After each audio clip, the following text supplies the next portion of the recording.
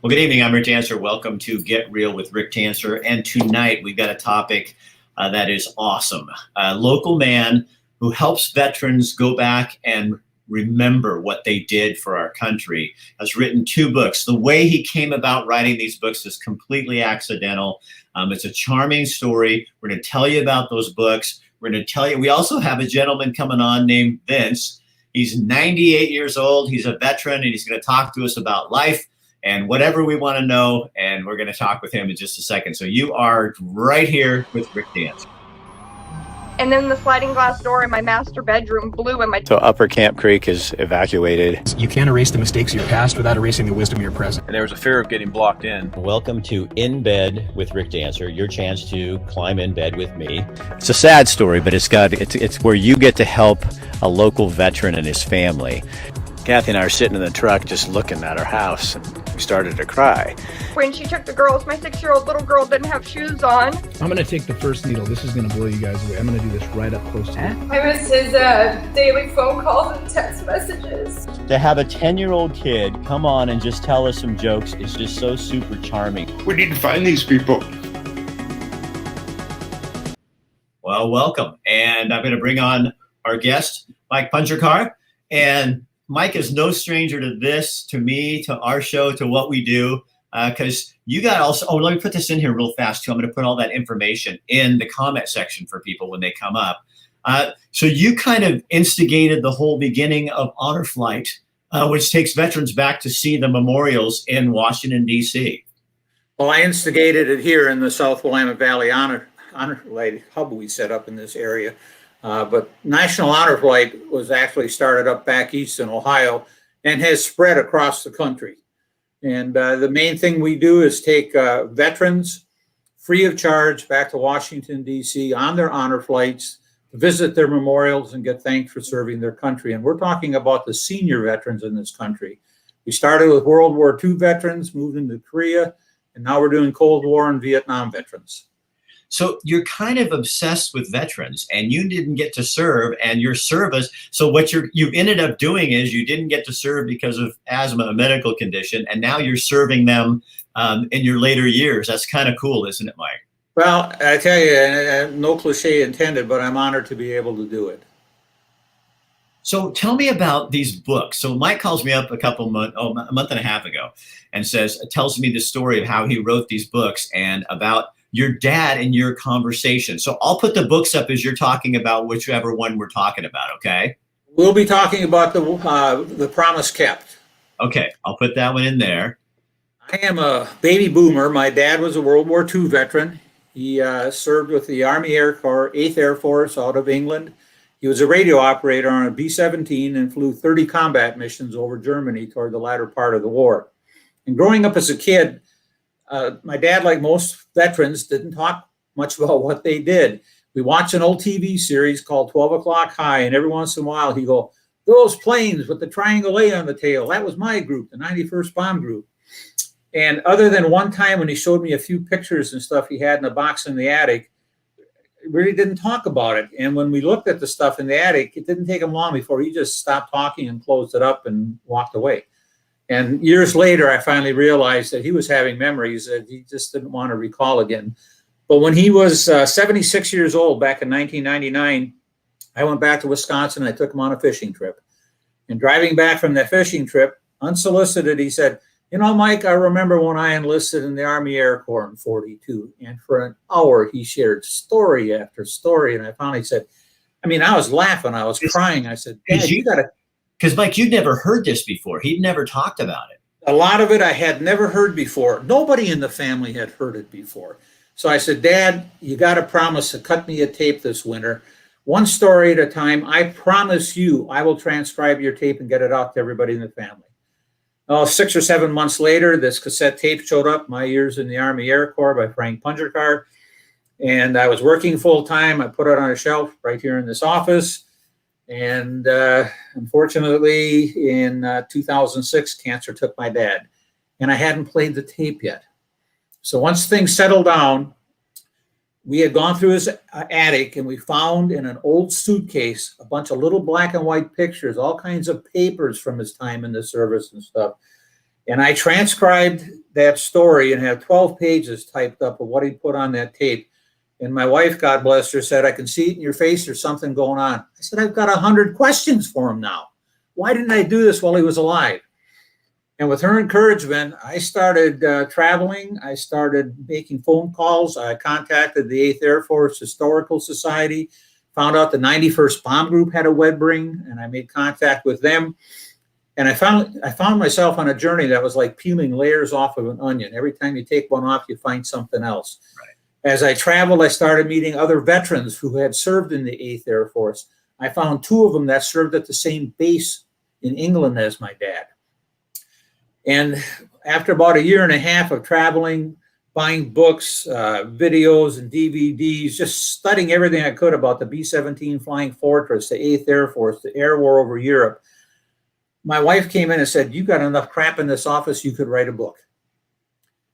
And that planted the seed, and I started to organize things, and ultimately the first book was released, and I called it The Promise Kept. What is my dad's story? What does that mean?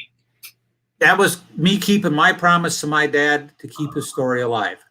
And besides his story, it is a story of the air war over Europe in World War II, one that doesn't get a lot of publicity. You know, they made the movie The Memphis Belle, and the remake of The Memphis Belle was 90% Hollywood. None of that stuff really happened on that plane. But anyways, in my travels and meeting these veterans and getting this book published, and then going around and starting talking to other groups, you know, if I talk to a Rotary or a Elks Club, invariably 1 or 2 guys would get up and say, "Hey, I was in World War II. I served in the Navy, or I served in the Army," or whatever. And during research on this book, I met a gentleman back in Wisconsin that said, "Have you ever heard of the Honor Flight program?" And I hadn't. He went out of Milwaukee, Wisconsin, the Stars and Stripes Honor Flight Hub. And when I listened to that veteran share his experience of going back to Washington, D.C., seeing the World War II Memorial and other memorials and getting thanked for serving his country, which nobody had ever done before to him, I said, this is something I got to check out. And after I got the book published, I found that there was a gentleman over in Bend, Oregon that had started up Eastern Oregon Honor Flight. I contacted him, went to a couple of meetings with him and some veterans groups over in Bend. He told me about a lady in Grants Pass that had started Honor Flight of Oregon, originally trying to cover the whole state, and they had, you know, God, like 300 and 400 applications sent to her from national headquarters.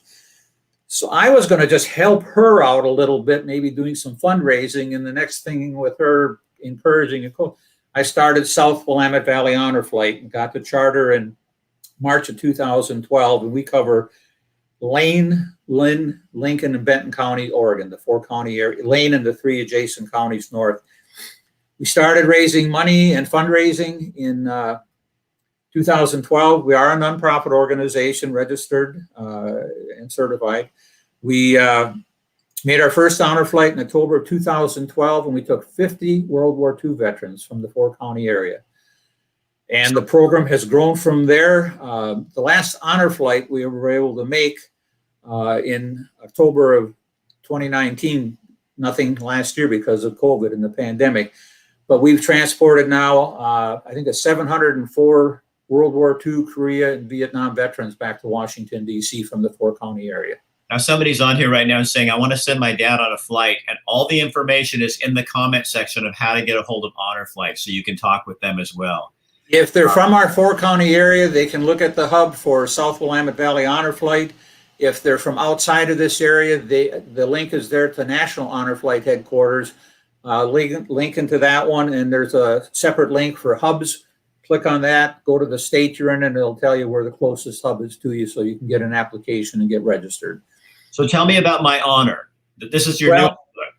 That's the most recent book, and in getting to know some of these veterans from this area and around the coast and stuff that had gone on our honor flights, I started having breakfast, lunches with them, just going and chatting, and I'd hear more and more of their stories. And I finally said, I'm hearing so much, I think there's another book here. And the 5 gentlemen that allowed me to share their life stories in this book, growing up in the Depression, what they did in World War II, and what they did to go on with life after World War II. I was trying to come up with a title for this book because it does contain 5 biographies, and I do talk about the formation of South Willamette Honor Flight Hub and what we've done. But the stories they had to share just needed to be shared in writing. It was a challenging task. The first book took 3 years from start to finish. The second book, 3 years start to finish. But these 5 veterans, their stories need to be kept alive. They're part of the history of this country. The young people in this day and age get very, very little about World War II in their history classes anymore. They might be lucky enough to watch the History Channel or some of the documentaries that have been made about various battlefronts in World War II. But these men they're their personal stories of what they experienced and what they went through. One of them served Army Air Corps like my dad, except unlike my dad, who was able to complete his 30 missions, this gentleman on about his 10th mission went down, and he spent the balance of the war in a German POW camp. 2 of the veterans served in the South Pacific and saw experiences on Bougainville and Iwo Jima and Okinawa, and unbelievable the battles they went through. 2 of them are Pearl Harbor veterans, both December 7th, 1941 in Pearl Harbor, and their experiences, and then what they did through the battles in the balance of the war. I was trying to figure out what to call the book because it's got so many different facets to it, and I finally figured out these men were honoring me and all of the readers by allowing their stories to be shared. And that's where I came up with the title, because it truly has been my honor to be able to share their stories. So talk to me about why you think this is so timely right now, with what we're going through, and and because these guys, I mean, it's almost, I'm going to just go there a little bit. It's almost like freedom has become a nasty word. It's like a word, if you say freedom, it's in our culture today, it's almost like the new F word. And I don't understand that. But that's really what these people were fighting for, is our ability to be able to have free speech, to talk about the things, to disagree. And so this book is if this history gets lost, what happens to us as a country? Well, there's an old saying, if you don't learn from history, history repeats itself. In writing the first book, I came to 2 sad realities, if you will. World War II was the last war our country truly fought to win, to finish the war and end it. Last time this country was truly united behind the war effort was clear back in the 1940s in World War II. Our country, and the World War II Memorial reflects this, our whole country was involved in World War II, whether they were serving in the military or supporting the military by growing crops, saving gum wrappers, nylons, whatever else, gas rationing, food rationing. It was at the World War II Memorial, you see bronze reliefs of women working in the factories, putting together planes and tanks, of farmers out in the field growing crops. It was a United States of America at that time. Do you hope that by reading the book, maybe people will see something that we're missing? The unity that this country experienced back in World War II, and that 408,000 Americans gave their life for during World War II, is something that shouldn't be forgotten. I mean, we need to remember it. When you go to the World War II Memorial, unlike the Vietnam Wall, which is very sobering with the 58,000 names on it, they have a wall of stars, a wall of honor, if you will, with 4,084, I think, is the number of stars, gold stars. Each one of those stars represents 100 Americans that were killed in action or still listed to this day, missing in action from World War II. Around the world in World War II, which was a truly global war, over 60 million combatants and civilians lost their lives around the world during World War II. We had combat missions where, the 8th Air Force that my dad flew in, twice the 8th Air Force went after ball bearing plants in Schweitzer, Germany in 1943. And each time they lost over 40 bombers, over 400 men on each mission. Can you imagine turning on the news tonight and finding out we lost 400 men in Afghanistan? Right. What would that do? Right. It was a horrific, horrific war. And the history of our country is really based on so much A lot of historians now refer to World War II as the defining event of the 20th century. It changed our whole world. So that brings us to our other guest. We're going to take everybody back a century. Vince Newman, how are you? You're live with us now, Vince. Yes, I'm with you. Vince is 98 years old. And tell him where you served, Vince, okay, in the war. I served in the AEF, American Exiled in Florida. That was supposed to be funny. Anyway, when the war started, I was working for American Tel. I had to get a leave from them in order to join the Navy because it was a covered job. So I signed up for naval aviation.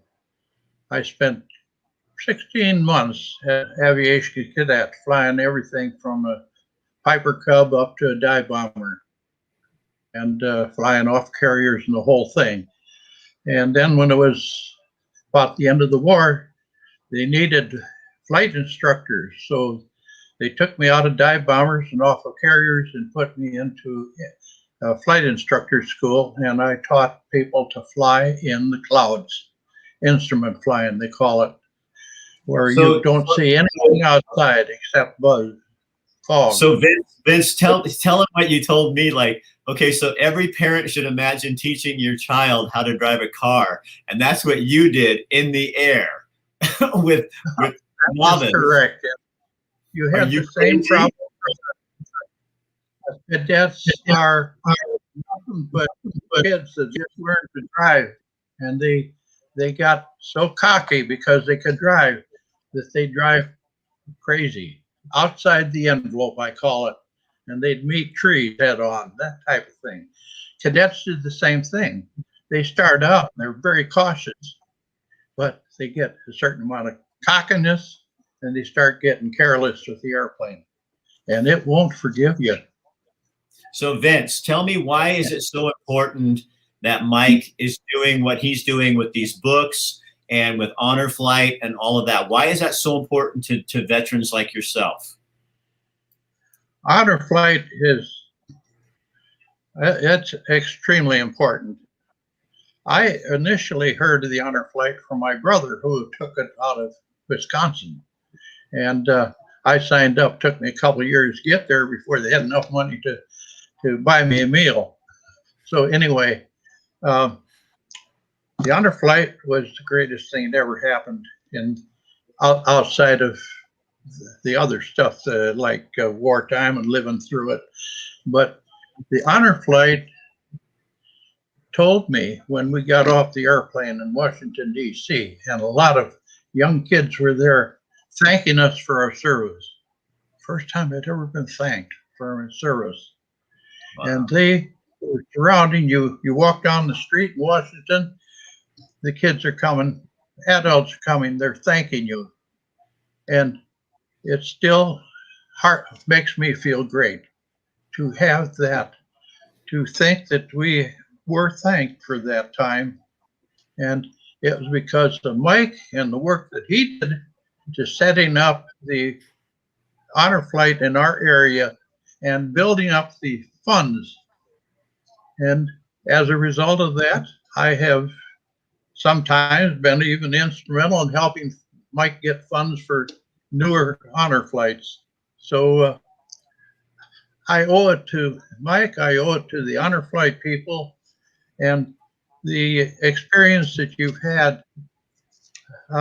I remember walking toward the Iwo Jima Memorial, and there was a guy walking alongside of me, and he gets to about 30 feet away from it. He starts crying, and he says, "Oh my God," he says, "I can't stand that."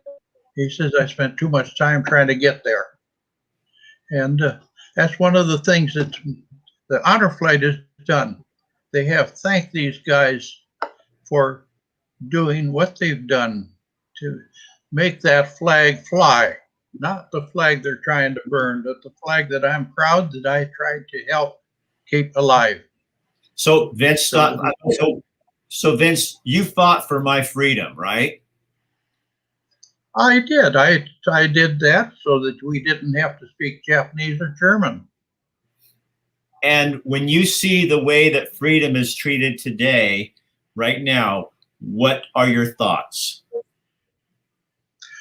It irritates me. It makes me mad because it means that there's somebody that doesn't appreciate what they have, and they have something that nobody else in the world has, and that's freedom. So That's do this. the since chance you're- to go and hold that flag and bitch about it. What did you say? I say we had a chance to make sure that people could carry the flag in a parade and be proud of it, not that they could carry the flag so they could burn it. I didn't work for that.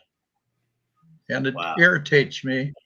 It should be illegal to just desecrate the flag. So That's Vince, what we were for.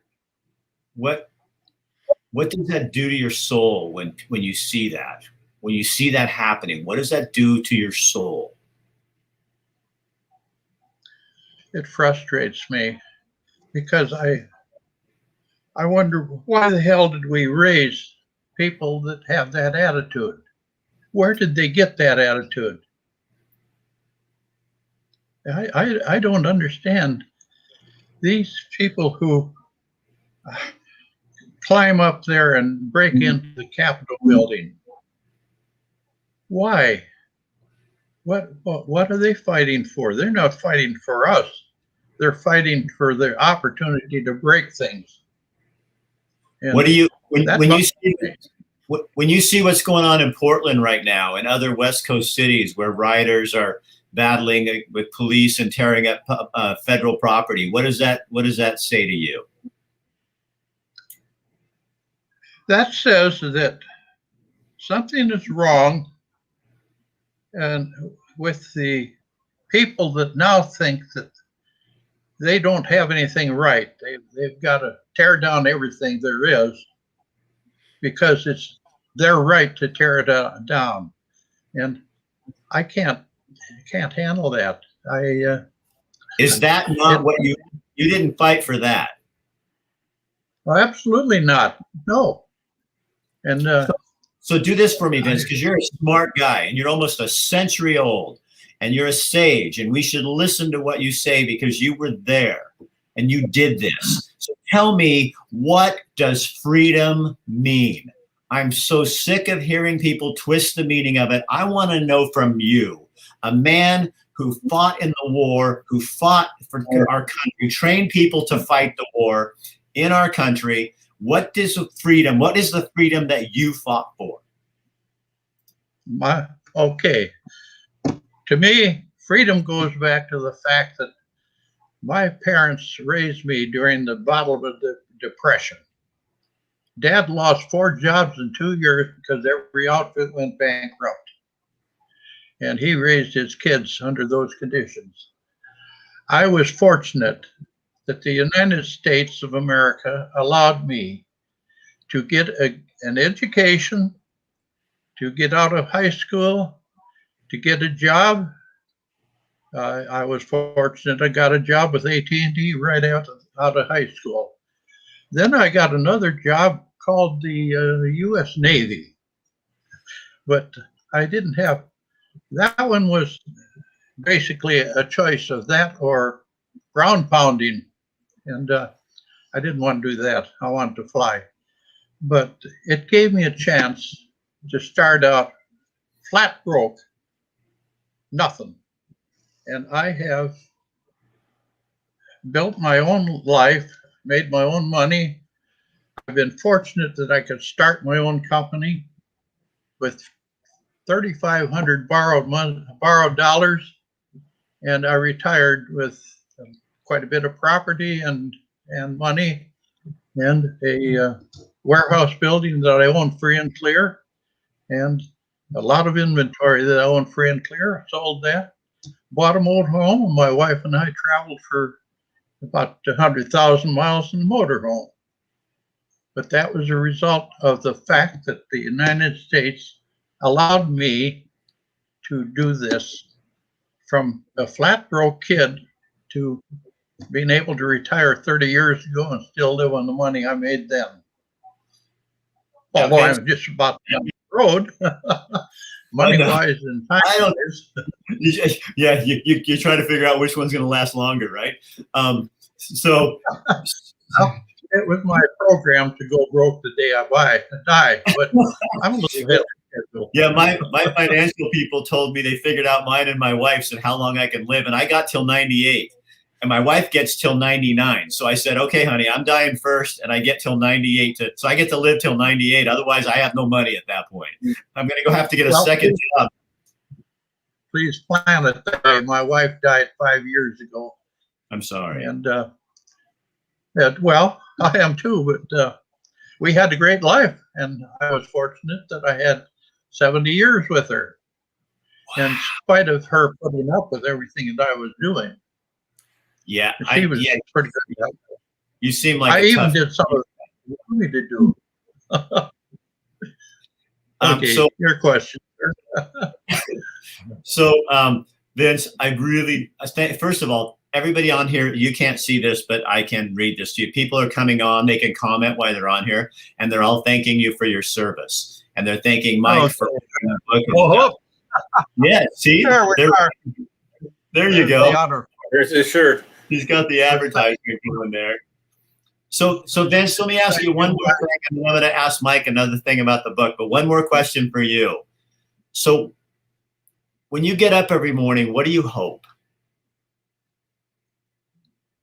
I hope that I'm able to stand out there and get breakfast. I do a lot of reading.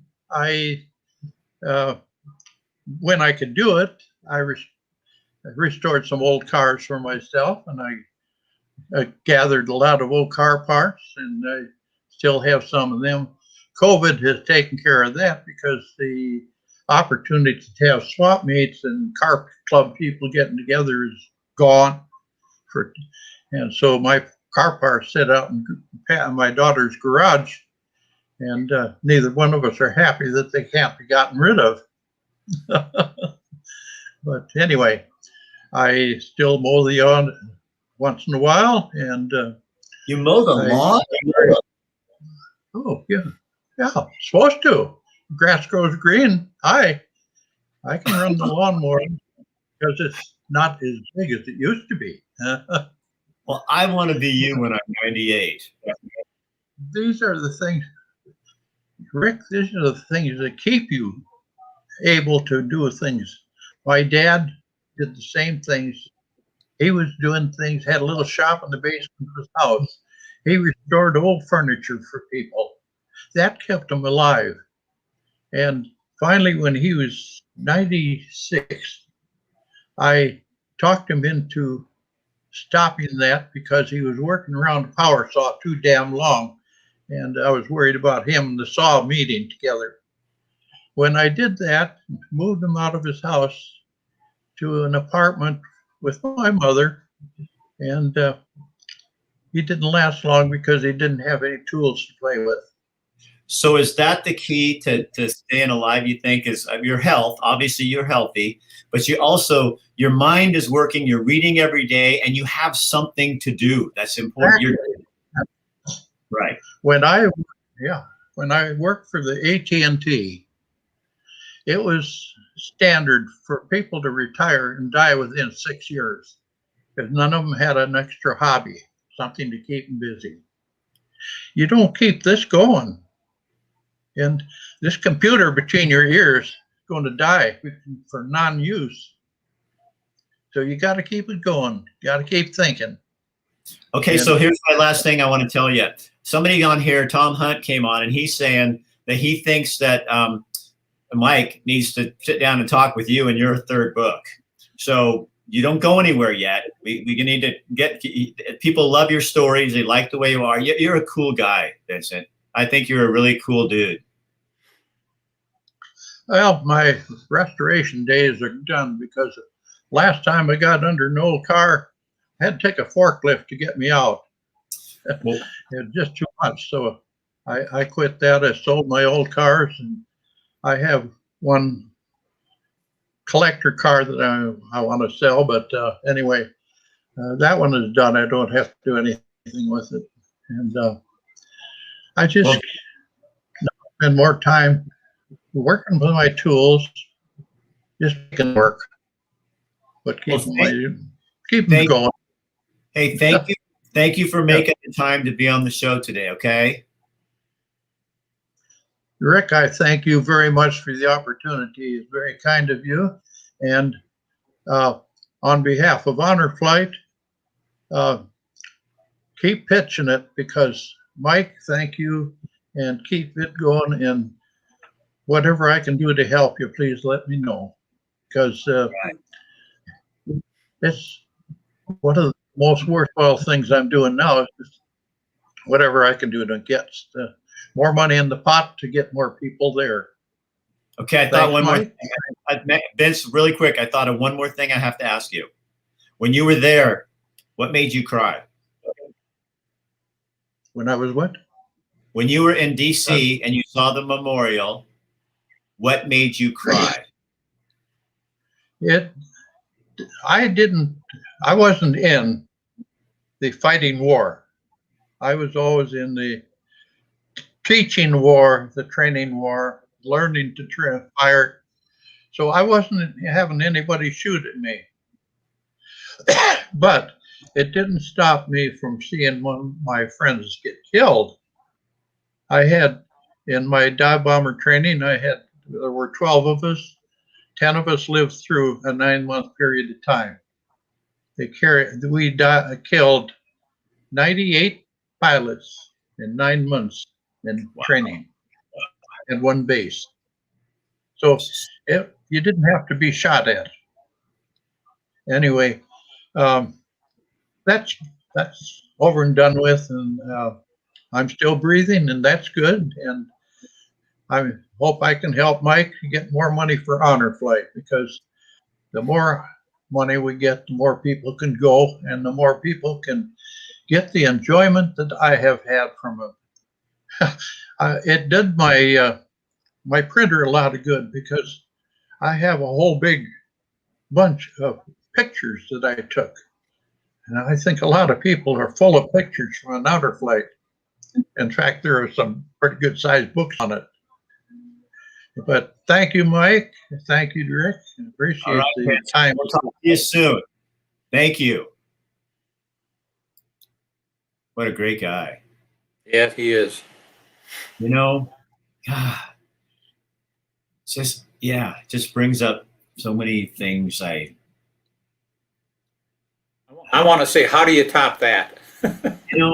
Because it's like he was saying, it really pains me to see what you fight for. And I know he didn't fight in the war, but to train pilots like that, that all counts to me and to all of us. And you fight for something, and then you see it drifting away, and people where we're at right now. And that brings up a good point, Rick, that I should bring here for any other veterans that are listening. Vince is a good example. You do not have to be a veteran that saw combat in any of these wars, World War II, Korea, Vietnam, the Cold War period. Because when you're called to serve, there's many, many different ways to serve. My dad told me, he was one of a 10-man crew on a B-17, but he also recognized that there were literally hundreds of men and women on the ground at that air base taking care of all the activities and the things besides maintenance on the planes, loading the machine gun bandoliers that went on board for shooting at the German fighters, the bomb loaders that loaded the plane, the fuel men. Everybody is called to serve in some way. So Honor Flight, if you served our country, you're qualified for the Honor Flight. so, Mike, again, the information, the books are both available now. Yes. And how much are they? Actually, it depends upon the location. If people go to my website for a signed book, I sell them for $15 plus $5 postage, shipping and handling. Okay. So $20, which is about the average price that you'll find on Amazon and at Outskirts Press as well. Okay. So I put all the information at the top. You can go in, Mike, also, and answer anybody's questions if you want, and put a in the comment section, put that on there. What you can do for us is share this on your page so more people know, because if they have a family member or you have a kid, a youngster in your house, this might be something that a teenager or a 20-something or 30-something might want to sit down and read to get a better picture of what the world really, why we're the way we were. Yes. That makes sense, Mike? Makes sense to me. That's one of the reasons I wrote the 2 books, was so that younger people could learn about this part of our history. Well, thank you for connecting, and thank you for sponsoring the show, Mike. And I wish you luck. I will put this on Instagram. It'll be on our podcast. It'll be on other pages. I already shared it on a bunch while you were talking. Go ahead. Can I make one plug? You sure? Yes. Yes, I started South Willamette Valley Honor Flight, and I appreciate the compliments that Vince gave and stuff, but I want to thank all the members of the South Willamette Valley Honor Flight organization. I stepped aside several years ago as the director. Ed Bach out of Albany is the current director. But we have board members, we have volunteers, dozens and dozens of people that help make this hub work and help raise the money to get the veterans back to DC. I want to thank them all. All right. Mike Punchagar, thank you so much for being here, and get a hold of that book. Thank you for the plug. You're welcome, my friend. I'll see you later. So there you go. So a man hears a story from his dad kind of by accident when dad's just in the mood to talk, and it turns into a book and then a second book. And I don't think we can ever read enough about our past, because I think we see a lot of our future. We can see a lot of our future in what has happened in the past. And like Mike was saying, I think it was Mike, if you don't learn from history, it will repeat itself, and we don't want that to happen. I'll tell you, when I get to talk to somebody like Vince, it's like I never had a grandpa, and maybe that's it. Maybe it's just, I don't know, but I just think it's like sitting there, and I feel like you get the chance to just read a book. You get to be a part of something that's bigger than you. It's like a documentary that doesn't have anybody else's stuff mixed in with it. It's just pure his story. And there's an honor. You know what I mean? When you're sitting and talking to someone who's nearly 100, there's just this honor that, I don't know. I feel like I'm sitting next to my grandpa and just having a conversation and learning a whole bunch. And I think that's what Mike's books can do for you too. It's just to sit and read something that's true, that really did happen without the Hollywood stuff.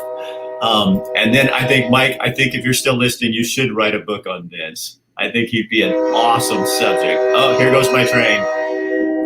So again, what you guys can do for us and Mike is to share this on your page so other people see it. Order a book. If you know somebody, you got a kid that's home bored and not learning anything in school, here's something they can sit down and learn with. Now, what's coming up later this week? Well, I have the magic calendar here, so I will tell you. Tomorrow, New Leaf Hyperbarics with Matt McCarl. They have these hyperbaric chambers that you lay in, but people with different abilities who are in wheelchairs can't use them. So now he's getting a big chamber. It's getting built tomorrow and put in tomorrow, installed, and you can just put a wheelchair. You can ride it right into the chamber and get the hyperbaric treatment. So I have a brother-in-law who lives his life in a wheelchair, and I am so dang excited about that for him. It's at 5 o'clock. And then on Wednesday, the Buck Stops Here is going to be our contest that we're doing. If you know someone who, what we had happen was Rich over at Rogers Gardens gave us $1,000 because he wants to help restaurants and people. So we're giving $200 to 5 different restaurants, and then we're giving away 10 gift cards to those 5 restaurants. So we need your nomination. So if you know somebody who would be a perfect fit for this, who really would be a great story, go to rickdancer.com and fill out the form. Go under contests and fill out the form, and we're going to pick them at the end of the month. But we're going to do a show there at Addie's in Springfield at around 12:30 on Wednesday. Then on Thursday, I have the next Rick Dancer for you. This is a story I found myself online. I was tripping through some things, and a local boy, I think he's 10 years old, and he's at Willamette Christian School, and he kind of has some, he's just had a hard time, like all of us did sometimes at 10. But he made a microphone. He made this little fake microphone, and he went around and started interviewing his fellow students.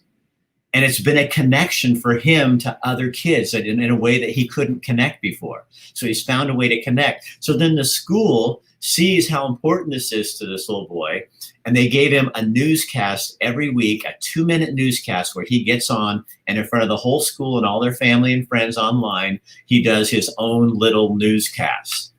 But you think that's awesome? It's my favorite story. So that's going to be on Thursday at 5. We're going to talk to him, find out what his journalism career is about and how this all started. So yeah, that's what we do here. We go from 98-year-old Vince to a 10-year-old kid, and what are they doing? They're both changing the world. That's what it's all about, guys. And you have to be active to change the world. The world's not going to change by you sitting on your butt and doing nothing and complaining. You got to go fight for it. And that's what you learn today, is life is about fighting for what you want.